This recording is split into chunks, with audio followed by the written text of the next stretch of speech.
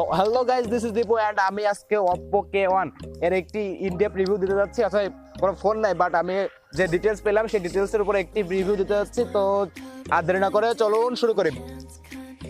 ইন্ডিয়াতে চলে আসলো Oppo K1। ফোনটি অফার করছে সবচেয়ে কম বাজেটে under display fingerprint sensor, 6.4 inch full HD plus একটি অ্যামোলেড ডিসপ্লে, সাথে থাকছে স্ন্যাপড্রাগন 660 এর একটি অক্টাকোর প্রসেসর। ক্যামেরায় তারা ফ্রন্টে ব্যবহার করেছে 25 মেগাপিক্সেলের একটি ক্যামেরা, সাথে থাকছে ডিসপ্লের উপরে একটি ওয়াটার ড্রপ নচ এবং সাথে থাকছে একটি 3600 mAh এর একটি বিগ ব্যাটারি। এই ছিল ফোনটির মূল বিষয়বস্তু। এখন চলে যাব ইন্ট্রোতে। ইন্ট্রোর পরে থাকছে মূল অংশ। তো লেটস গেট স্টার্টেড।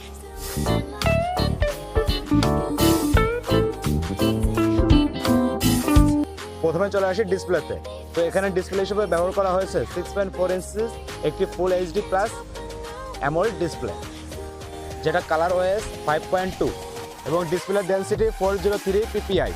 এই ফোনটাতে কী কী থাকছে এগুলো সবগুলো দেখতে আপনারা এই ভিডিওতে একটি লাইক দিয়ে বসে পড়ুন, আমার ভিডিওতে অন করে, এবং লাস্ট পর্যন্ত দেখতে থাকুন। তো লাস্ট পর্যন্ত একটি মেসেজ থাকবে, তো আপনাদের সেটা বলবো। তো লেটস গেট স্টার্টেড। এবার চলে আসা যাক সিম স্লটের দিকে। তো সিম স্লট হিসেবে আমরা দুইটি সিম, অর্থাৎ দুইটি ন্যানো সিম এবং একটি এসডি কার্ড ব্যবহার করতে পারবেন, এবং আপনারা পাচ্ছেন ডেডিকেটেড এসডি কার্ড স্লট, যেখানে আপনারা 256 জিবি এসডি কার্ড পর্যন্ত ব্যবহার করতে পারবেন।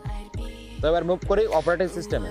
তো অপারেটিং সিস্টেম হিসেবে আপনারা পাচ্ছেন 8.1 ওরিও, এবং শীঘ্রই হয়তো বা আপনারা পাই আপডেট পেয়ে যাবেন।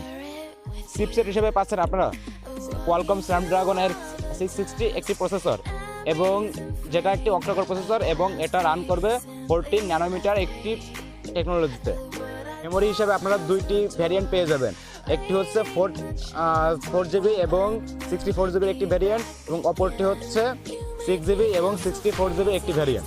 এবার চলে আসা যাক ক্যামেরা সেকশনে। তো ক্যামেরা সেকশনে আপনারা পিছনের দিকে পাবেন প্রাইমারি 16 মেগাপিক্সেল এবং 2 মেগাপিক্সেলের দুইটি ক্যামেরা। তো সেখানে 16 মেগাপিক্সেল ক্যামেরা হচ্ছে f1.7 অ্যাপারচার, এবং আরেকটি থাকবে 2 মেগাপিক্সেলের ডেপথ সেন্সিং সেন্সর, এবং সামনে আপনারা ফ্রন্টে পেয়ে যাবেন 25 মেগাপিক্সেলের একটি ক্যামেরা। ভিডিও করা যাবে 4K-তে, অর্থাৎ 2160 পিক্সেলে, এবং যেটা 13 fps, এবং কাঙ্ক্ষিত 3.5 mm জ্যাক অ্যাভেলেবেল।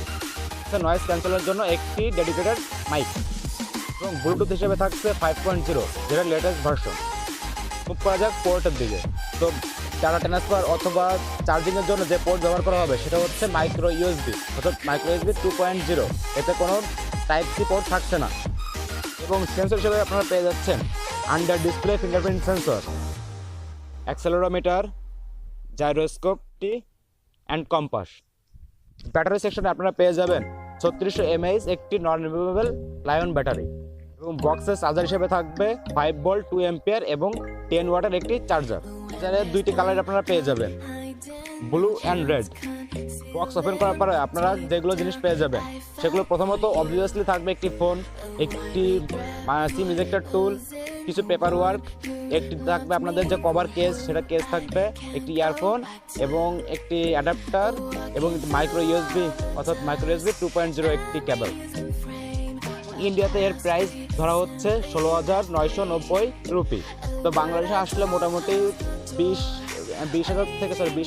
থেকে 25,000 টাকা কমপক্ষে হবে এই প্রাইসটা, কারণ এতে সবচেয়ে কম বাজেটে আন্ডার ডিসপ্লে ফিঙ্গারপ্রিন্ট সেন্সর দেওয়া হচ্ছে।